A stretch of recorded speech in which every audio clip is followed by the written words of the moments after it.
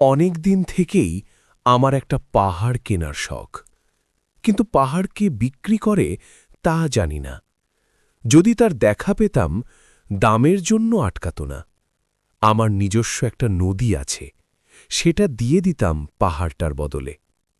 কে না জানে পাহাড়ের চেয়ে নদীর দামই বেশি।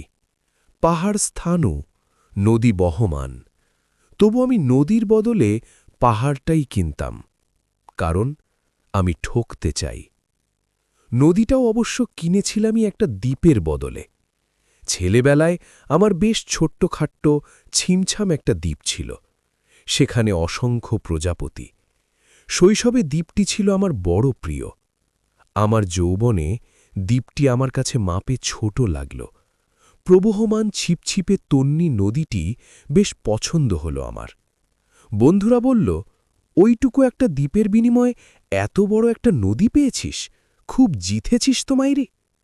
তখন জয়ের আনন্দে আমি বিহ্বল হতাম। তখন সত্যি আমি ভালোবাসতাম নদীটিকে। নদী আমার অনেক প্রশ্নের উত্তর দিত, যেমন, বলতো আজ সন্ধেবেলা বৃষ্টি হবে কিনা। সে বলতো, আজ এখানে দক্ষিণ গরম হাওয়া, শুধু একটি ছোট্ট দ্বীপে বৃষ্টি, সে কি প্রবল বৃষ্টি, যেন একটা উৎসব। আমি সেই দ্বীপে আর যেতে পারি না। সে জানত, সবাই জানে, শৈশবে আর ফেরা যায় না। এখন আমি একটা পাহাড় কিনতে চাই। সেই পাহাড়ের পায়ের কাছে থাকবে গহন অরণ্য। আমি সেই অরণ্য পার হয়ে যাব, তারপর শুধু রুক্ষ কঠিন পাহাড়।